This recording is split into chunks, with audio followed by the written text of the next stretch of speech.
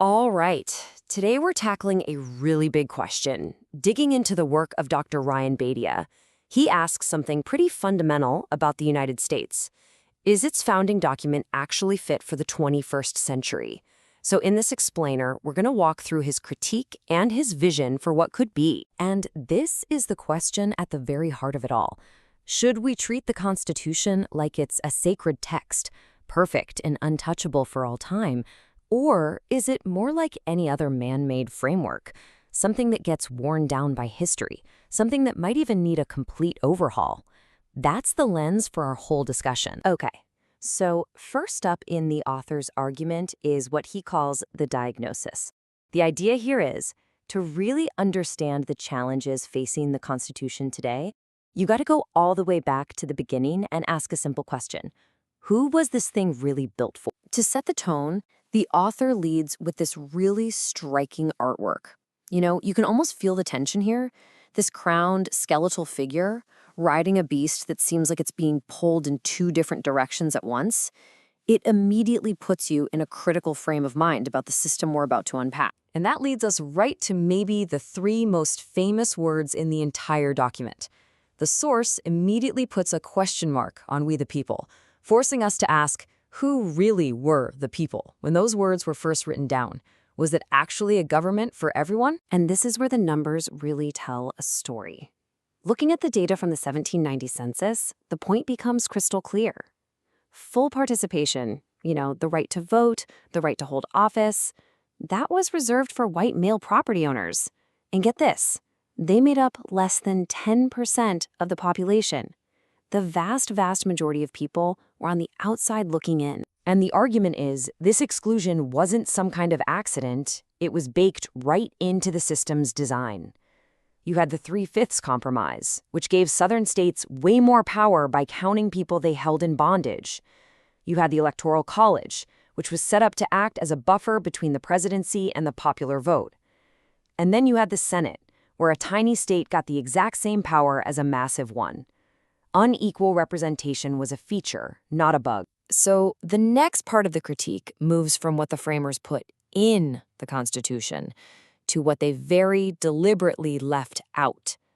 The source argues that they just ignored this huge body of knowledge that was literally right in front of them. So the idea is, while the framers were looking all the way across the ocean to Europe for their inspiration, to ancient Greece and Rome, they were living on a continent that already had its own long, sophisticated traditions of democratic rule. The author calls this a massive missed opportunity. And a huge example of this is the Haudenosaunee, or the Iroquois Confederacy. Now, this wasn't just some loose group of tribes. We're talking about a powerful democratic alliance of 6 different nations, all governed by their own complex constitution, the Great Law of Peace, which had been around for ages before 1776. And get this, when you dig into their system, you see all these ideas that sound super modern.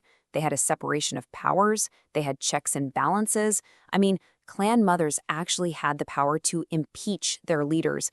They had a form of federalism, uniting nations but protecting their local control. It was incredibly advanced. And this is really the punchline for this part of the argument. The author contends that by completely ignoring these indigenous models, the framers baked this narrow, European-only vision of government right into the country's DNA. They missed a chance to build something more inclusive, and maybe, just maybe, something that would have lasted longer. Okay, so we've heard the diagnosis of the problem and the big omission. Now, let's get into the really provocative part. The source material then dives into this amazing thought experiment. What if we could hit the reset button? What would a constitution designed for the America of today actually look like? Let's just start with the preamble. On the left, you've got the words we all know, focused on creating a more perfect union. But check out the what-if version on the right. It introduces totally new ideas. A sacred duty, not just to each other, but to future generations and to the natural world. It's a huge shift in values, from control to stewardship. And the legislature? Whoa. It's a completely radical idea. Instead of a Congress based on state lines, where some tiny states have the same power as massive ones, this vision imagines a grand council. It would be based on true proportional representation And it would even have dedicated seats for First Nations to make sure their sovereignty is respected at the top. So you might be asking, how would that even work? Well, this population map gives you a pretty good idea. The proposal is for a national grid system. Imagine you just get rid of state lines for representation. Instead, districts are drawn based purely on where people actually live. Each of those little dots is 7,500 people. It's a system that would truly reflect the population. So what about our rights? Well, the Bill of Rights we have now is mostly about protecting us from the government, right? It sets limits. But this reimagined version includes positive rights, things the government would have to actively provide, like economic justice and a healthy environment. And notice, it also includes civic duties, suggesting that being a citizen is a two-way street. And this new way of thinking even extends to the courts. Our system now is adversarial, right? It's about winning and losing, guilt and punishment. This what-if model, the circle of justice, is completely different. It's built around ideas like restorative justice and community courts. The focus shifts from just punishing people to healing and reconciliation. It's a huge change in philosophy. Now, you might be thinking, this whole idea of rewriting the Constitution, it sounds pretty extreme. But the author points to Thomas Jefferson himself. Jefferson wrote that every single generation needs the chance to have its own revolution, to revisit and remake its government for its own time. So to wrap up the entire critique, the author uses this really blunt, kind of funny metaphor called the dead horse theory. The idea is simple. When you discover that the horse you're riding is in fact dead, the best strategy is to get off, not to try a new whip or change riders. And that's what it all comes down to. The final, really challenging question the author leaves us with is this. Are we, right now, as a society, just trying to whip a dead horse?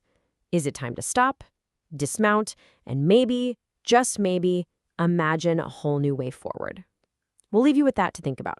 Thanks for watching The Explainer.